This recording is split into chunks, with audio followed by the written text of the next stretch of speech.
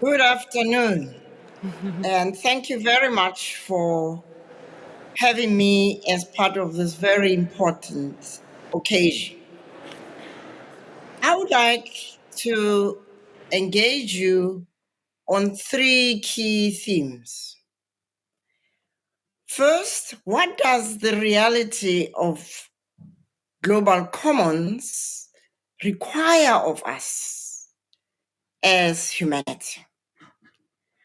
How can we reimagine a future in which Africa and Europe are engaged in mutually just transformative conversations and collaborative actions for the benefit of future generations? And then I'll share a few takeaways at the end. But let's start with the commons. We live in a world in which cooperation is an essential new reality. The polycrisis we face at the political, socioeconomic, and ecological levels cannot be tackled appropriately without acknowledgement that humanity is interconnected and interdependent. No region can go it alone. We are in this together as one human family. We are in the global commons. Our common ancestors in Africa, the mother continent, eons ago, discerned the wisdom of Ubuntu, which is an essence which you find in all indigenous cultures across the globe. It developed a value system appropriate to living in harmony with one another and with nature. Elinor Ostrom, the 2009 Nobel Prize winner in economics, challenged the notion of the inevitability of the crisis or the tragedy of the commons. She did a fieldwork in amongst indigenous people across the globe. And what she concluded was that trust and accountability are essential to good governance of the commons, to ensure equity, accountability, and sustainability benefit of all. So investing in conversations that build trust and agreements on accountability measures for each citizen is the best investment we can make to secure our future. This requires a value system that attaches value to life, human dignity, fairness, and compassionate action. These values are in contrast to those of our current global economic system. At the Club of Rome, we have concluded that the current finance system is a major impediment to the fundamental transformation of the global economy, which is generating inequities and damaging Mother Earth. The finance system has become the tail that wags the dog. It sets its own rules, trades with itself, making money out of money, and attaches value only to those things that can be measured. But can you measure life? Can you measure love? Can you measure dignity? We believe that the mythical assets that the finance system builds are a recipe for the repeated crisis that we face. People in most of the world where I come from live under the tyranny of money. The dollar is king. The finance system is totally unaccountable and it needs to be reconstructed. We created the finance system and we have the power to change the finance system. A new paradigm is critically important to enable humanity to create a new economy that is fair to people, to society, and to the planet. Such an economy requires mindset shifts to new levels of human consciousness that value life and the well-being of all within a healthy ecosystem. People in most of the world are becoming more urgent in their quest for change. Many are liberating themselves from the impacts and the effects of the 19th century education system, which is a global phenomenon. That system teaches authoritarianism, linear thinking, and scarcity, which fires competitiveness, which is unhealthy. More and more people are embracing the abundance of their heritage from the cradle of humanity and the first human civilization. It is when we think of ourselves living in a world with abundance that we'll be able to share and collaborate. These shifts in mindset are essential to enable people at grassroots levels, in institutions, whether they are in the private sector or in civic society, to be able to rediscover what it means to be human. Governance of the commons demands this. These shifts are absolutely essential so that we can show up with the best version of ourselves in our personal relationships, our professional relationships, and in our political and civic engagements. So how can we reimagine an Afro-Euro mutuality which can lead to a just transition for both our regions?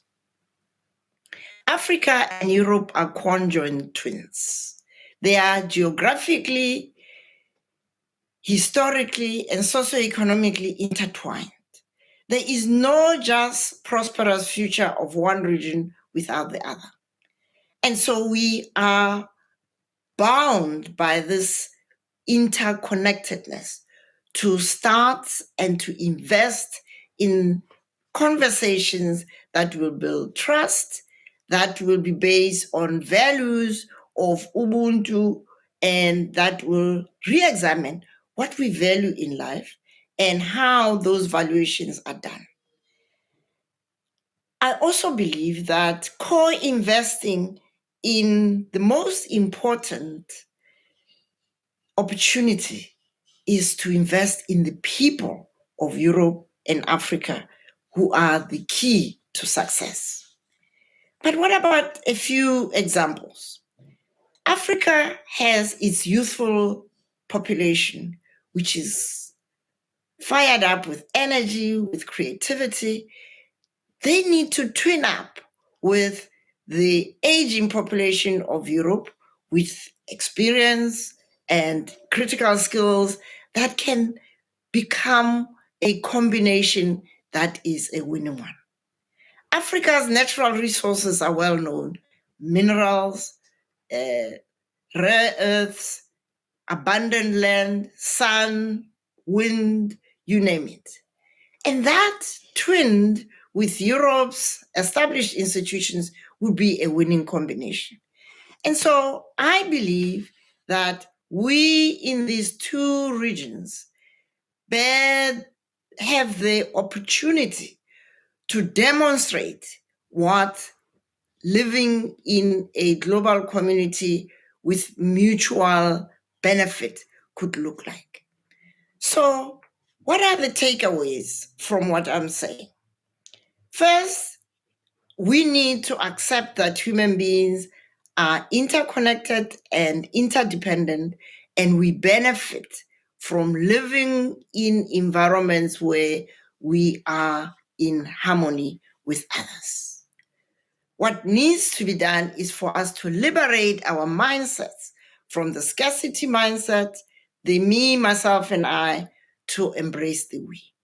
Second, the global commons impose a responsibility on us to invest in conversations that build trust and extract accountability from all of us so that we can create environments where there is well-being for all for a healthy planet.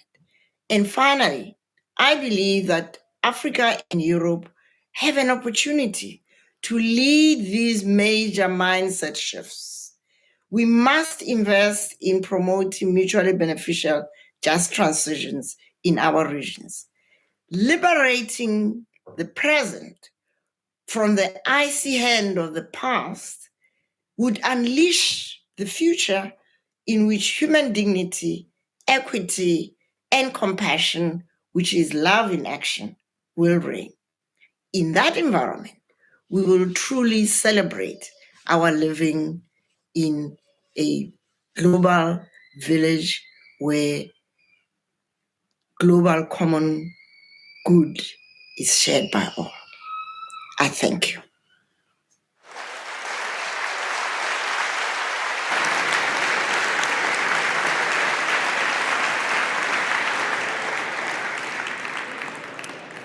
Thank you so much, Mamphela. I just wonder, can you see me in any meaning? I can't see you. I can't see you now. Okay. Oh yes, I can see you there. Does it on make the sense stage, if I look yes. this way, or shall I look somewhere else so that you feel I'm actually looking at you? I think it's okay. Yeah, there. Okay. We are now in a good shape. Yeah. Nice. Thank you so much.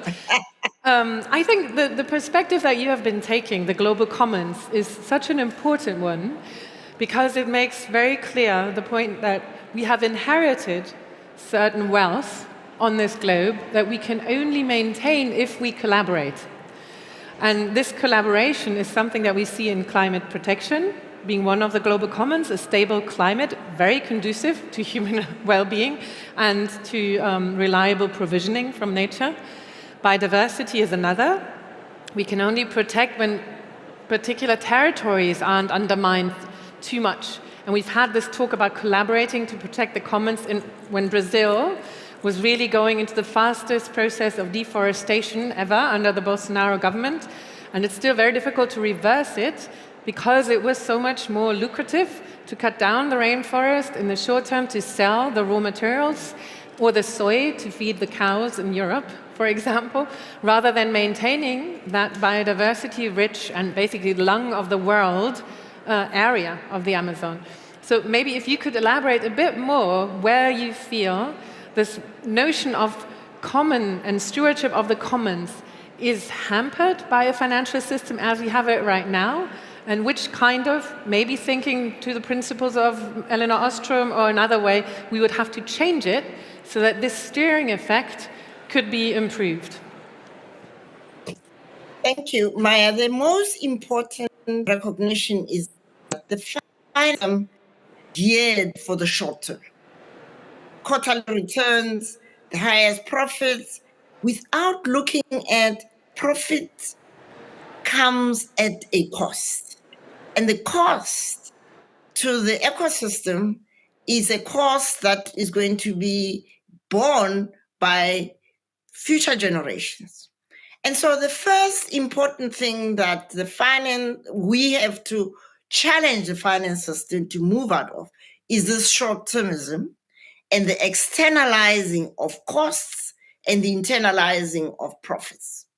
Second, whenever the finance system goes into a crisis, they stop that talk of the business of business is business.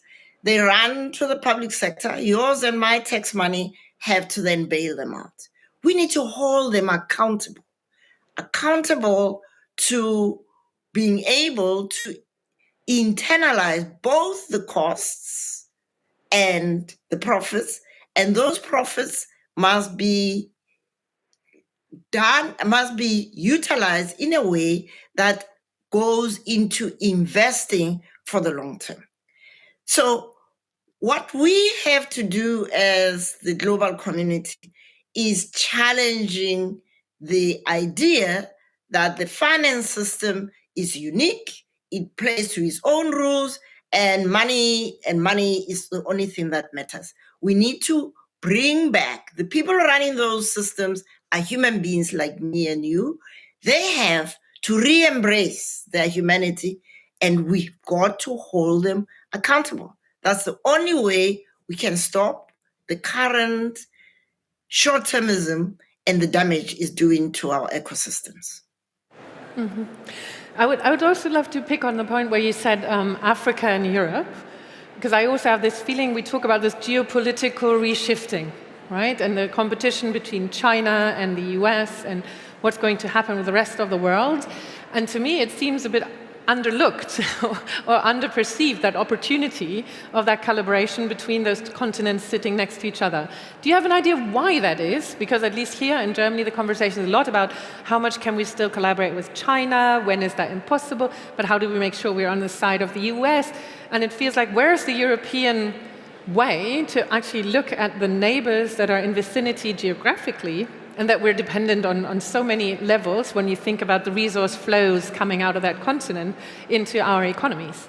Do you have an idea why, A, it's underlooked at and what we'd have to change? Well, the problem is that of mindsets.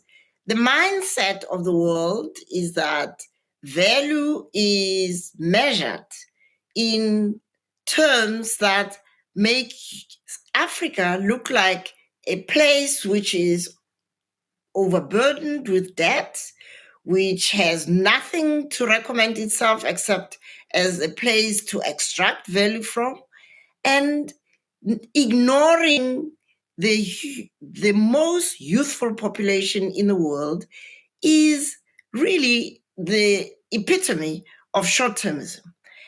But I think at the heart of it, Maya, if we are to be very honest, is that the colonial narrative of the dark continent, that Africa is a continent without history, is driving this continued ignoring of Africa. And that is why I'm talking about the need for mindset shifts. And that shift has to also involve our education system. Our children, both in Africa and in Europe, are taught European history before they can understand where they are. There is very little taught in our school systems, including at university level, about ancient history and the fact that Africa is the cradle not only of humanity, but of civilization.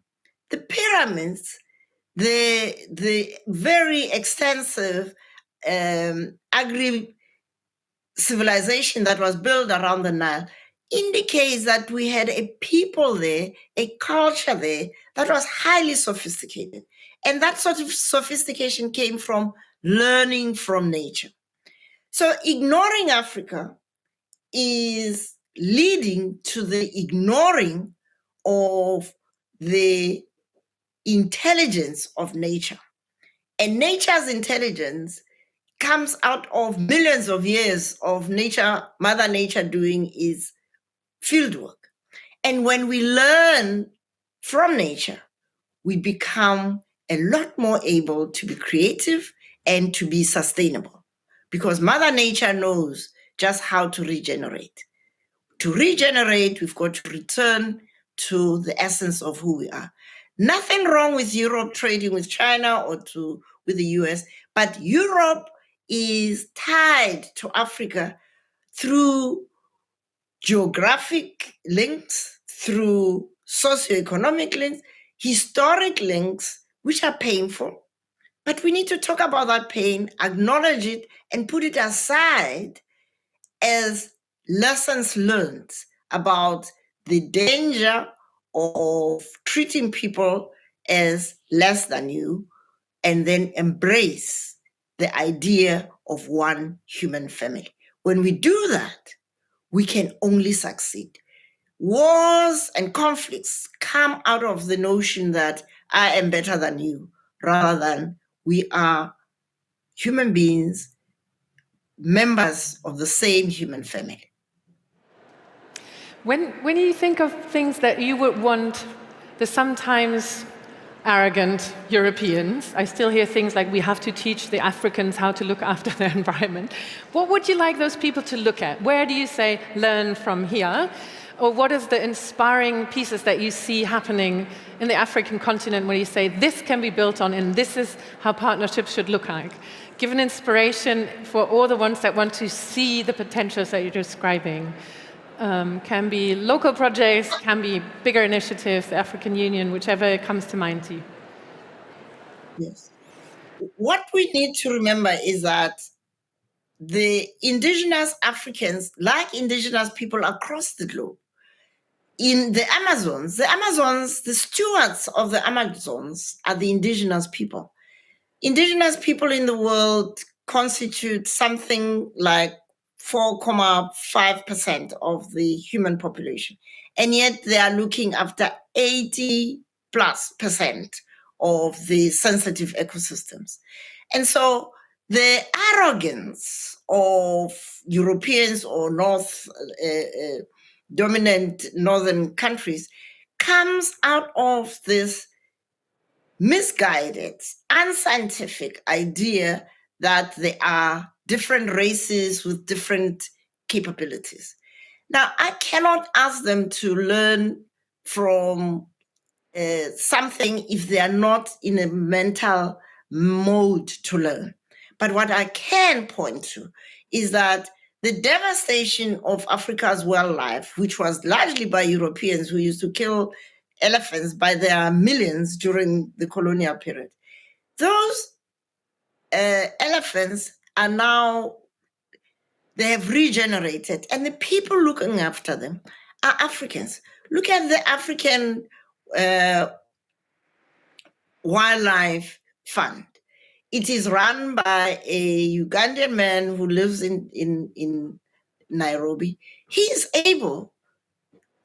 was able, together with his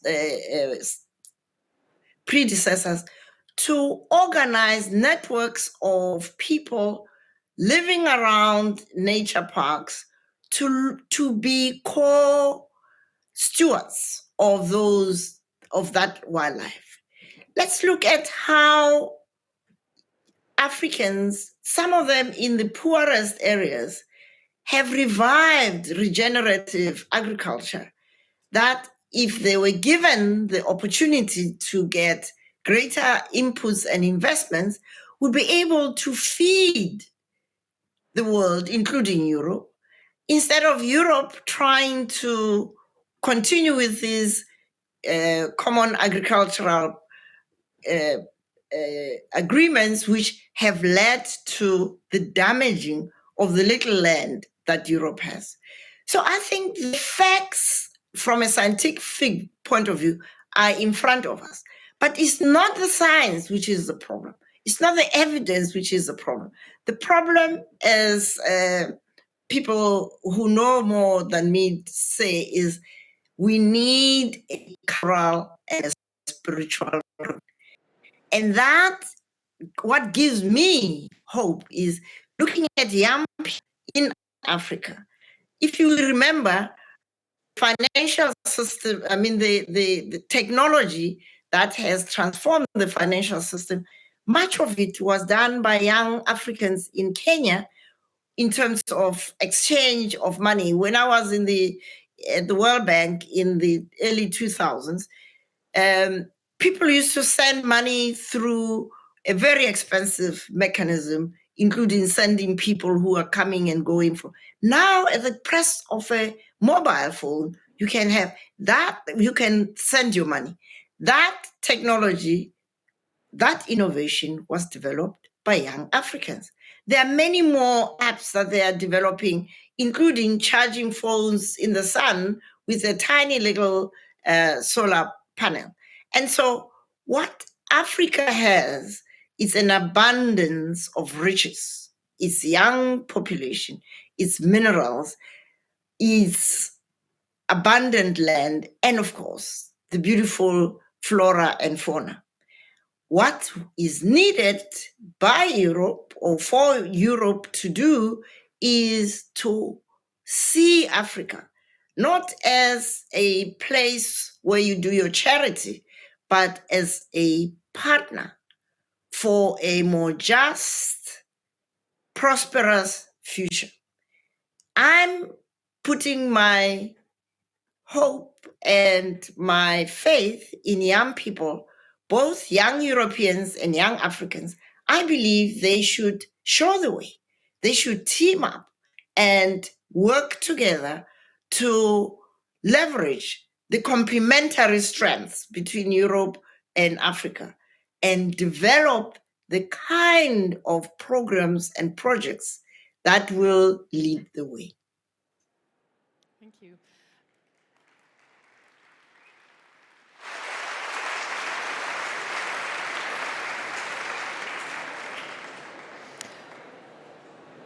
I would love to invite you, because we're here with a crowd of listening people that are very tech-savvy and very educated.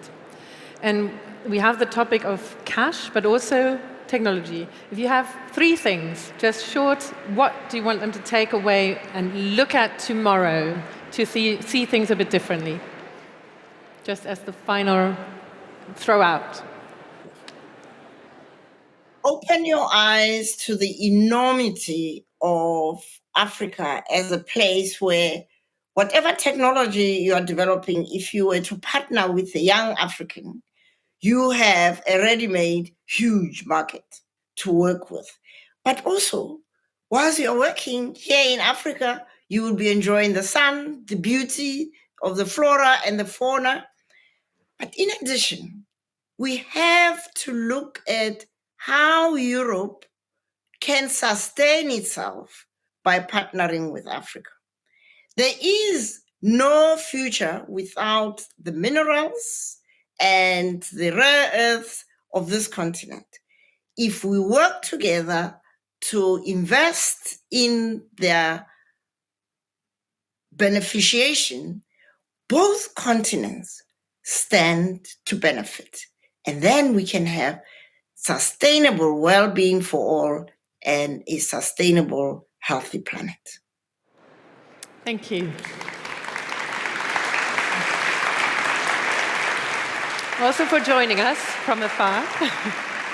Thank you. Thank you to Mamphela for joining us here, and I am very glad we've had your perspective in a rather nice and warm, sunny Berlin today. Not comparable to the flora and fauna that you've been describing, though. So you do have a wonderful rest of your day. Thanks, Maya. Anna is going to take over Thank again. you. Thank you.